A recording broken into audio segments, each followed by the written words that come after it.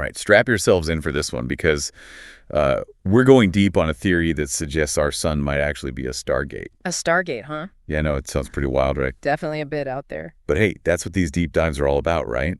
Exploring those fringe ideas and seeing where they lead. Exactly. Got to keep an open mind. So we found this article that dives into the work of a physicist, Nassim Haramein. Oh, yeah, Haramein. He's the unified field theory guy, right? You got it.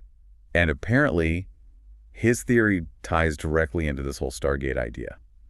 Interesting. Okay, so how does the sun fit into all of this? Well, he points to those solar spots we see on the sun's surface. Those dark patches. Yep, those. Haramein suggests they aren't just cooler areas, but actually mini black holes. Whoa, whoa, whoa. Hold on. Mini black holes. Like the massive things that devour everything in their path. Yeah, but on a much smaller scale, obviously. Obviously. But still, black holes on the sun, how is that even possible? That's where his unified field theory comes into play.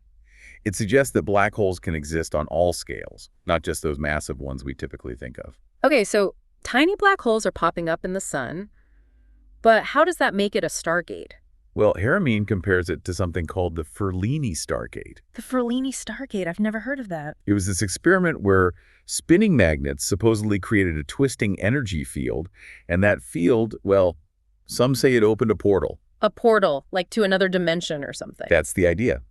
And Haramein suggests that planets and stars with their own powerful magnetic fields could be doing something similar on a much grander scale. Okay, so he's saying the sun's magnetic field plus these mini black holes could create the conditions for a stargate. I mean, it's an interesting theory, but is there any actual evidence to support this? That's the thing. The Ferlini Stargate experiment is shrouded in mystery and controversy. And there's no direct observational evidence for these mini black holes either. Right, so we're in pretty speculative territory here. Definitely. But let's just for a moment entertain this idea. Okay, I'm game. Let's say these stargates exist. Where would they even lead? That's the million-dollar question, isn't it? Haramein suggests they could be portals to other dimensions or even distant parts of our universe. So instead of spaceships, we could just pop through the sun and end up on some other planet light years away. Precisely. Now, the article also mentions that ancient civilizations were really into sun worship. Sun worship. Yeah, a lot of cultures throughout history have revered the sun. Right. And the article suggests they might have been onto something, that they understood something about the sun's power that we're only just now rediscovering. That's an interesting thought.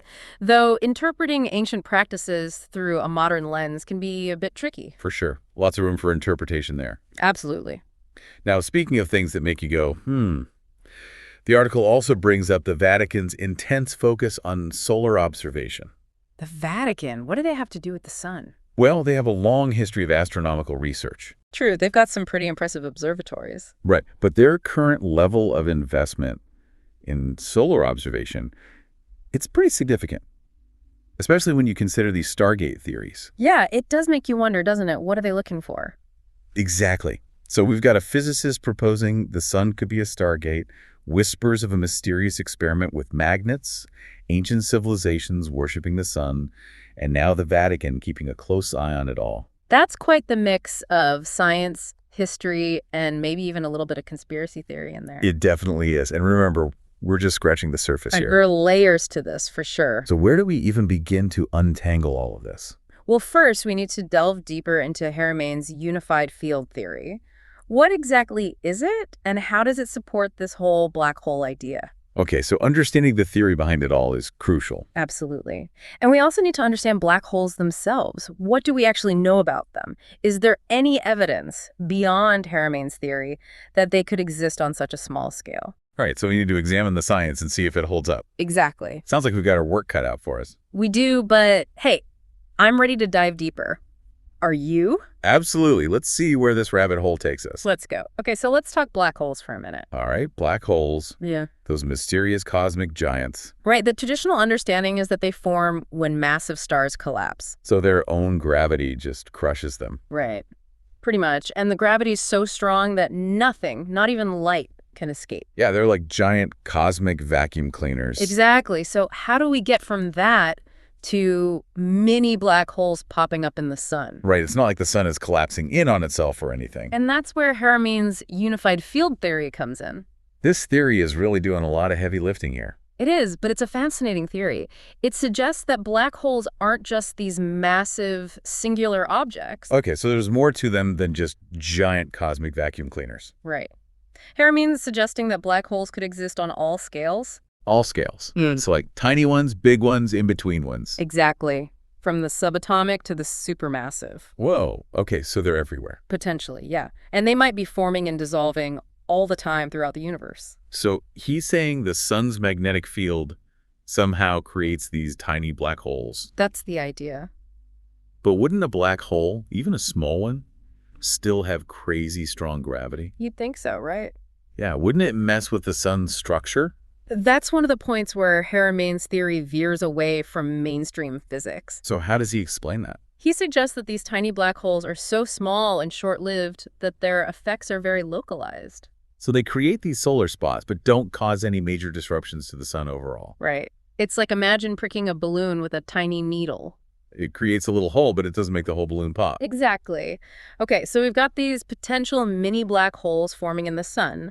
How does that connect to the Stargate idea? Right, that's the leap I'm still trying to make. Well, this is where the Ferlini-Stargate comparison comes in. Ah, yes, the mysterious Ferlini Stargate. Right. Now, we have to acknowledge that the experiment itself is pretty controversial. Yeah, not a lot of solid evidence out there. Right, very little documentation. But the basic idea was that a specific setup of spinning magnets created a twisting energy field. And this energy field was the portal. Supposedly, yeah.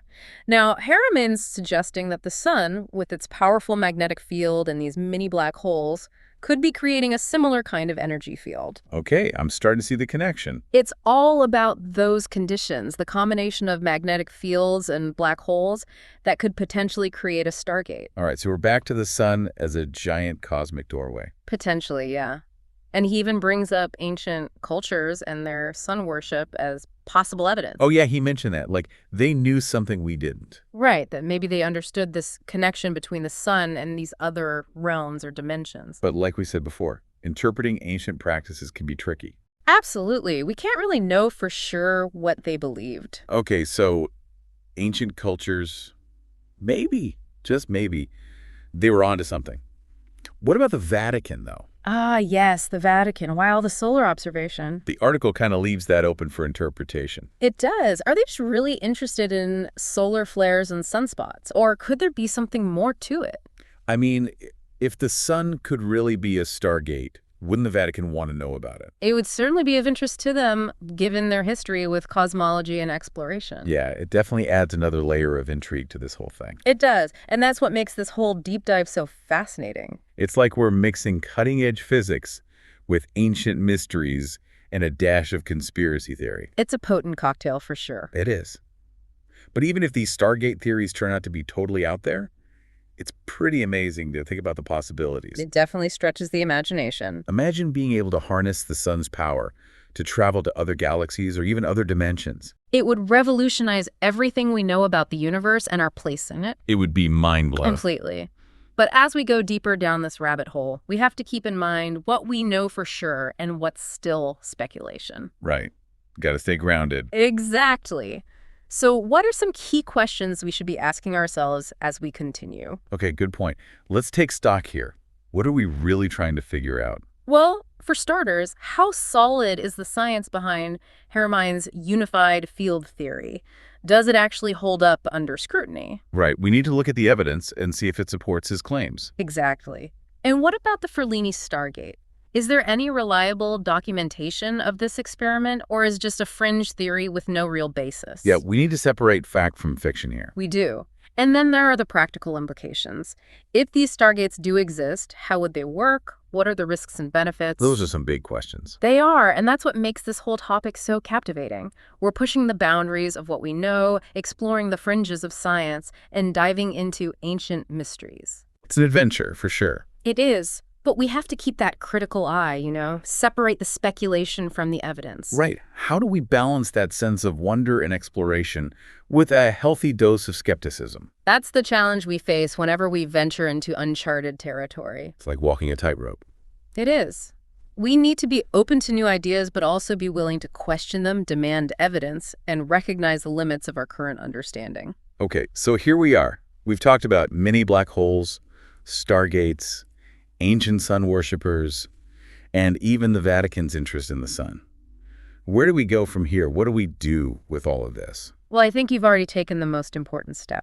And what's that? You're thinking about it, questioning it, exploring these ideas. That's what a deep dive is all about, right? Yeah, that's what we try to do here. Exactly. And if this has sparked your curiosity, well, I'd encourage you to go even deeper. Deeper. How do we do that? Look into the source material yourself. Don't just take our word for it, or even what the article says.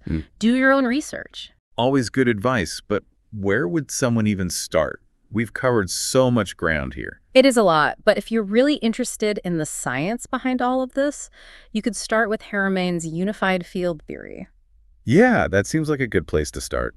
He's written books, given lectures. There's a ton of material out there. Just remember to approach it with a critical eye, like you would with any scientific theory. Right. Always good to be skeptical. Absolutely.